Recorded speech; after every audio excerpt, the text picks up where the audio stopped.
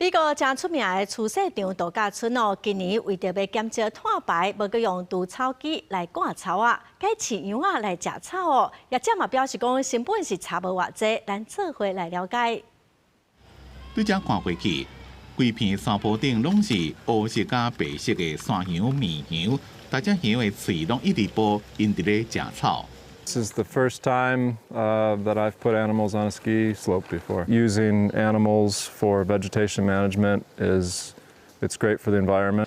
换加拿大边境的美国杰伊峰是佛蒙特州东北部有名的慈禧度假的所在。每年冬天慈禧季进前，就要把慈禧场的草啊挽掉，才有法度用分。今年为了要减少碳排量，业者是牵几落10只羊，甲因放在这个差不多10公顷的山坡地，互因踮喺遮食草食5礼拜，代替进前食油的挂草机。所以这款羊，互人叫做免插电的挂草机。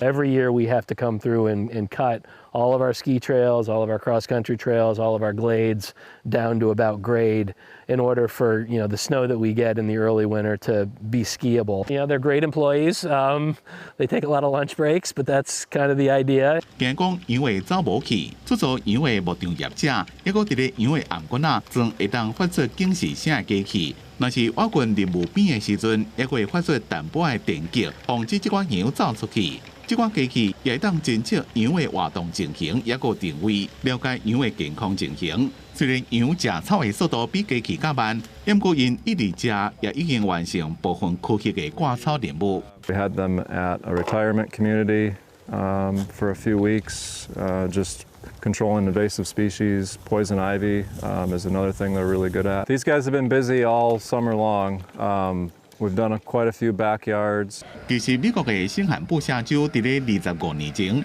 就一间电力公司发现1000只羊食电线下骹的草。2010年，乔治亚大学也办引进山羊，处理潜舰校园的日迁食物。田纳西州的城市纳许维尔也伫2017年做一支绵羊小队，替市区公园部门服务。度假村的营运总监史坦格讲，请这款羊的费用。 甲用除草机差不多，不过会当减少碳排量，也个水土的流失，增加土地的跳水能力。游客甲员工拢真喜喜，以后打算用更加侪羊，互因变做度假村的一种特色。公司新闻，但是当编译。